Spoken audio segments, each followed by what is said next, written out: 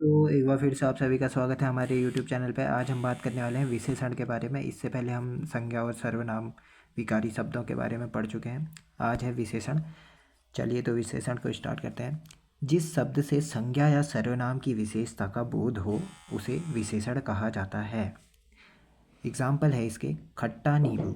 अब देखिए, नींबू इसमें विशेष्य हो जाएगा और विशेषण हो जाएगा खट्टा। ठीक है, नींबू की विशेषता बता रहा है, खट्टा नींबू की विशेषता बता रहा है, इसीलिए विशेषण, और नींबू विशेष्य हो जाएगा। ठीक है, मीठा आम, इसमें विशेष्य हो जाएगा आम, क्योंकि आम के बारे में बात हो रही है, और मीठा हो जाएगा विशेषण, क्योंकि आम के बारे में बात हो रही है कि मीठा है आम, इसीलिए विशेषण हो जाएगा मीठा। ठीक है, विशेष से क्या होता है, जिस शब्द की विशेषता बताई जाती है। यहाँ पर इसकी विशेषता बताई जा रही थी आम की, तो ये विशेष्य था। यहाँ पर नींबू की विशेषता बताई जा रही थी, तो ये विशेष्य था नींबू। अब देखिए विशेषण की अवस्थाएं। विशेषण की अवस्थाएं होती है 3। मूल अवस्था, उत्तरावस्था, उत्तम अवस्था। मूल अवस्था में जैसे श्रेष्ठ है, श्रेष्ठतर है, श्रेष्ठतम हो गया तीसरी उत्तम अवस्था में। ठीक है, तुलना करने में उत्तरावस्था में तुलना की जाती है। ठीक है, विशेषण विशेष्य क्या होता है, जब विशेषण विशेष्य से पहले हो। जब विशेषण विशेष से पहले हो। यहाँ पर साफ दिख रहा है कि काला घोड़ा दौड़ रहा है। देखिए, घोड़े के विषय में बात हो रही है तो विशेष्य हो गया। घोड़ा कैसा है, काला है, तो विशेषण हो गया काला। ठीक है, इसीलिए बोला गया है जब विशेषण विशेष्य से पहले हो। विशेषण ये है सबसे पहले आ गया, विशेष्य बाद में आ रहा है। ठीक है, नेक्स्ट है विशेषण। विशेष्य तो पढ़ ही लिया शायद, हाँ। विशेषण विशेष्य हो गया। विशेष्य विशेषण, जब विशेषण विशेष्य के बाद हो। देखिए, ये विशेषण है, ये विशेष्य है, जब विशेषण विशेष्य के बाद हो। ठीक है, यहाँ पर देखिए, राम का कोट काला है। अब कोट कैसा है, काला है, काला विशेषण हो जाएगा, और कोट के बारे में बात हो रही है, वह विशेष्य हो जाएगा। ठीक है, प्रविशेषण, विशेषण की ही विशेषता बताने वाले शब्द प्रविशेषण कहलाते हैं। विशेषण को अंतर विशेषण कहा जाता है, किसके द्वारा, कामता प्रसाद गुरु के द्वारा। ये क्वेश्चन पूछा गया था वीडियो वाले में, शायद ये क्वेश्चन बना था। तो प्रविशेषण कैसे जानेंगे, देखिए, वह बहुत अच्छा खाता है। ठीक है, बहुत अधिक खाता है, या हाँ बहुत अधिक खाता है। ठीक है, अब देखिए, अधिक का मतलब भी बहुत ही होता है, बहुत का मतलब तो बहुत ही होता ही है। ठीक ही हो गया, इसीलिए जो, अब ऐसे भी तो लिखा जा सकता था, वह अधिक खाता है, वह बहुत खाता है, ऐसे भी लिख सकते थे। अब दोनों का यूज हो जा रहा है उसमें, वह बहुत अधिक खाता है, अधिक की भी विशेषता बताता है, बहुत बता दे रहा है। ठीक है, इसीलिए विशेषण की भी विशेषता बताने वाले शब्दों को प्रविशेषण कहा जाता है। इसमें राम बहुत तेज विद्यार्थी है, राम बहुत तेज विद्यार्थी है, तेज की विशेषता भी बता दे रहा है बहुत। ठीक है, नहीं तो सिंपल सा वाक्य बन सकता था, राम तेज विद्यार्थी है, तेज की भी विशेषता बता दे रहा है विशेष बहुत, इसीलिए प्रविशेषण वो हो जाएगा बहुत। विशेषण के 4 भेद होते हैं मुख्यतः। गुणवाचक विशेषण, जब विशेषण से किसी संज्ञा या सर्वनाम के गुण, दशा, स्वाद, काल, दिशा, स्थान आदि का बोध हो उसे गुणवाचक विशेषण कहते हैं। आगे और भी था, गुण, दोष, रंग, रूप, आकार, प्रकार, इन सब का बोध होता है, वह गुणवाचक विशेषण कहलाता है। ठीक है, इसमें कुरूप और सुगंधित पूछे गए थे कि कुरूप और सुगंधित किस प्रकार के विशेषण है, तो ये गुणवाचक विशेषण है। कुरूप कैसा, गुण, गुण बता रहा है ना, कैसा है करके। सुगंधित कैसा है करके, गुण बता रहा है, सुगंधित है करके। ठीक है, इसमें खट्टा नींबू, वही वाले एग्जाम्पल ले लिए मैंने, खट्टा नींबू। फिर बलवान शरीर, अच्छा लड़का, प्राचीन काल, काल कैसा है, प्राचीन है, लड़का कैसा है, अच्छा है, शरीर कैसा है, बलवान है, नींबू कैसा है, खट्टा है। ठीक है, कपड़ा कैसा है, लाल है, इसीलिए गुणवाचक विशेषण हो जाएगा। नेक्स्ट, संख्यावाचक विशेषण। इसमें विशेष गणनीय होते हैं। सबसे पहले ये जानिए कि विशेष गणनीय होंगे। विशेष मैंने बता ही दिया है, जिसके बारे में बात होगी उसे विशेष कहेंगे। ठीक है, संख्यावाचक विशेषण, संज्ञा या सर्वनाम की संख्या या गणना का बोध कराने वाले शब्द ही संख्यावाचक विशेषण कहलाते हैं। तीसरा आदमी कहाँ गया, अब तीसरा जो है संख्या को इंडिकेट कर रहा है ना, इसीलिए संख्यावाचक विशेषण हो जाएगा। वे दोनों स्कूल गए, दोनों आ गया, संख्यावाचक विशेषण हो गया। ठीक है। और यहाँ हर एक आदमी ईमानदार है, हर एक। ठीक है, संख्या की बात हो गई। दो प्रकार के होते हैं संख्यावाचक विशेषण, निश्चित संख्यावाचक विशेषण और अनिश्चित संख्यावाचक विशेषण। निश्चित में क्या होता है, संज्ञा या सर्वनाम की निश्चित संख्या का बोध होता है, विशेष गणनीय होते हैं इसमें, जैसे 5वां, 50, तिगुना, आधा, विशेष गणनीय होंगे। ठीक है। और निश्चित संख्यावाचक विशेषण के भेद होते हैं। देखिए क्या क्या होते हैं। गणनावाचक विशेषण, यहाँ गणनावाचक के भी दो भेद हो जाते हैं, पूर्णांक और अपूर्णांक गणनावाचक विशेषण। पूर्णांक में क्या होता है, पूर्णांक जो 1, 2, 100, 500 ऐसे करके मिलेंगे पूर्णांक। ठीक है। अपूर्णांक जो अपूर्णांक होंगे वो, जैसे सवा सेर गेहूँ चाहिए करके। फिर इसमें आधा, पौन, सवा, डेढ़, ढाई अढ़ाई होता है, हाँ ढाई नहीं होता है।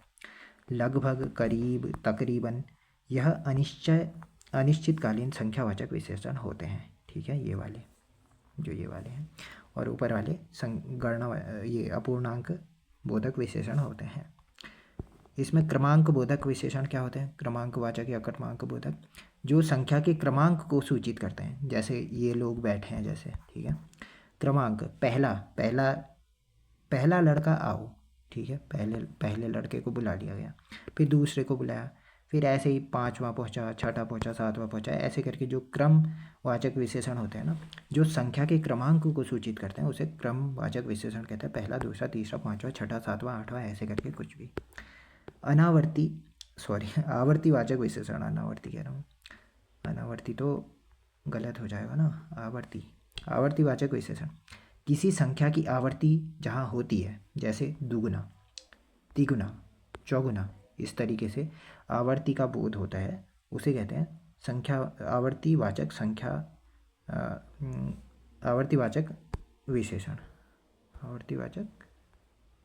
हाँ वही है, आवर्तीवाचक संख्यावाचक विशेषण। फिर समुदाय बोधक विशेषण, समूह या समुदाय का बोध होता है इसमें, दोनों, तीनों, बेताल, पच्चीसी। ठीक है, ये सब समुदाय का बोध करेंगे। दोनों आ जाओ, तीनों आ जाओ, पांचों आ जाओ, ऐसे करके। प्रत्येक बोधक, कई वस्तु में एक का बोध हो, जिसमें कई वस्तुओं में एक का बोध होता है जिसमें, जैसे प्रत्येक, हर एक, प्रतिदिन आना। ठीक है, ऐसे करके ये प्रत्येक बोधक विशेषण हो जाएगा। अनिश्चित संख्यावाचक विशेषण के बारे में बात करेंगे। जिस संख्यावाचक विशेषण से किसी निश्चित संख्या का बोध नहीं होता है, इसमें विशेष अगणनीय होते हैं। जैसे लोग हैं, हजारों कह रहा है, अब हजारों कितने हजारों हैं ये पता थोड़ा चल रहा है, और इसीलिए अनिश्चित संख्यावाचक विशेषण हो जाएगा। तकरीबन 50, अब तकरीबन बोला है इसमें, 50 है कि नहीं फिक्स थोड़ा है, तकरीबन 50, सब कुछ, क्या कुछ, सब कुछ, पता थोड़ा है कितना क्या कुछ है करके उसमें। 10, 20, अब 10 या 20 कौन है करके पता नहीं चल रहा है, इसीलिए अनिश्चित संख्यावाचक विशेषण। इसमें लगभग, कमोबेश, न्यूनाधिक, करीब, ये सब अनिश्चित संख्यावाचक विशेषण में आते हैं।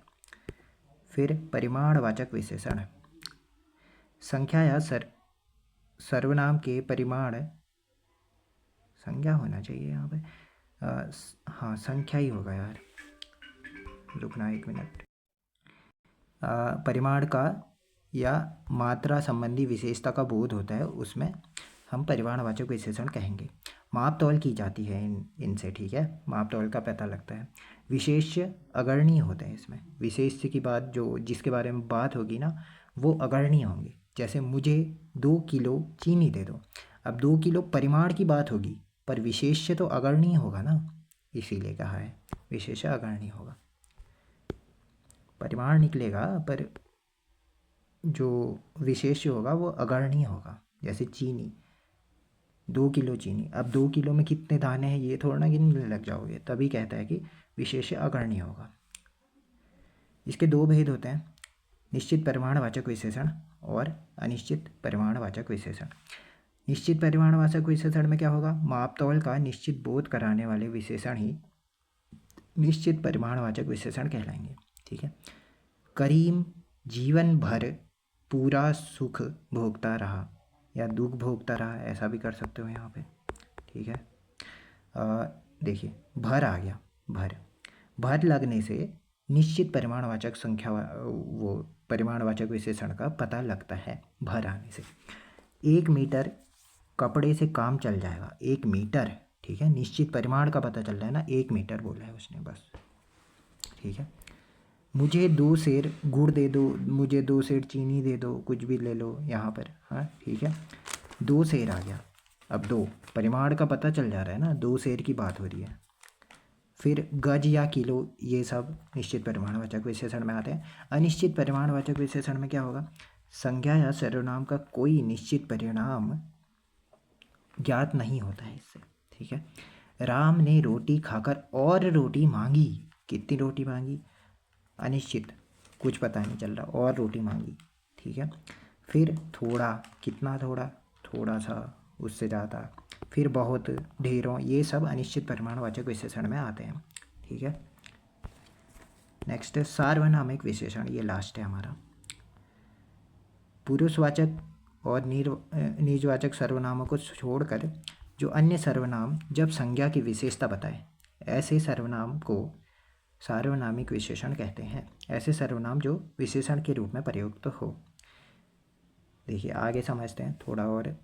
सर्वनाम के बाद कोई संज्ञा आए तो सार्वनामिक विशेषण हो जाएगा। संज्ञा के बाद कोई विशेषण, संज्ञा के बाद, सर्वनाम के बाद कोई संज्ञा आए तो, ठीक है, सर्वनाम के बाद, ये देखिए सर्वनाम है वह, उसके बाद कोई संज्ञा आ जाएगी। संकेतवाचक या निश्चयवाचक सार्वनामिक विशेषण, इसमें क्या होता है, वह किताब, देखिए इसमें सर्वनाम के बाद संज्ञा आती है, सर्वनाम के बाद संज्ञा आ रही है। यह खंबा गिर जाएगा, खंबा संज्ञा है। वह घर इसी शहर में है, घर संज्ञा है, वह पहले आ जा रहा है सर्वनाम। ठीक है, इस प्रकार से पता लगाएंगे कि संकेतवाचक सार्वनामिक विशेषण क्या है करिए। अनिश्चयवाचक सार्वनामिक विशेषण, कोई व्यक्ति, इस टाइप के कोई या कुछ जिसमें आ गया ना, अनिश्चयवाचक सार्वनामिक विशेषण हो जाएगा। कोई व्यक्ति, कोई नौकर पत्र लेकर आया था, कोई व्यक्ति, ये एक सेंटेंस है, कोई व्यक्ति।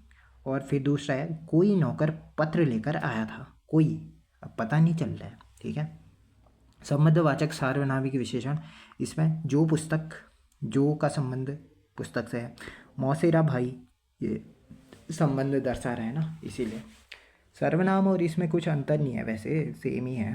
प्रश्नवाचक सार्वनामिक विशेषण, कौन आदमी, कौन, प्रश्न करने का बोध हो रहा है ना, सार्वनामिक विशेषण कहलाएगा। इसके बाद थोड़ी और चीज़ें बच गई हैं, यहाँ से भी क्वेश्चन बनते हैं। ठीक है, ये बात कर लेते हैं। पशु का विशेषण क्या है, पाश्विक। मानस का विशेषण मानसिक। शिव का विशेषण शैव। मौन का विशेषण मौनी। ऋषि का विशेषण आर्य। लोभ का विशेषण लोभी, लोभ संज्ञा है, ये ऋषि भी संज्ञा है। धर्म का विशेषण धार्मिक। चर्चा का विशेषण चर्चित। क्षमा का विशेषण क्षम्य। आलस का विशेषण आलसी। अभ्यास का विशेषण अभ्यासी। निशा का विशेषण नैश। स्त्री का विशेषण स्त्रैण। ठीक है, लास्ट है, थोड़ा सा और बच गया है। विशेषण का अशुद्ध रूप इसमें से कौन सा है। धैर्यपूर्वक विशेषण होता है। शक्तिशाली विशेषण होता है। हतोत्साह विशेषण होता है। विश्वासित विशेषण नहीं होता है, विश्वासित नहीं होता है। ठीक है, विश्वास होता है। ये हो गया हमारा विशेषण भी कंप्लीट। अब बात करेंगे इसके बाद जो क्रिया बच गई है उसके बारे में, कल बात करेंगे। Thank you.